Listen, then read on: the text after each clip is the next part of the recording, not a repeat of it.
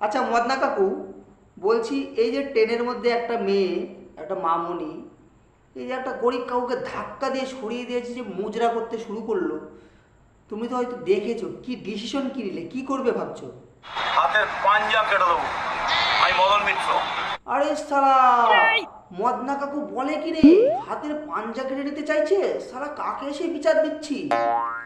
তোমরা সালা চুরি চামারি করে সব সর্বনাশ করে দিচ্ছ, তাতে কিছু হচ্ছে না, আর একটু পথ দৌড়ানোর জন্য হাতের পাঞ্জা কেটে নেবে?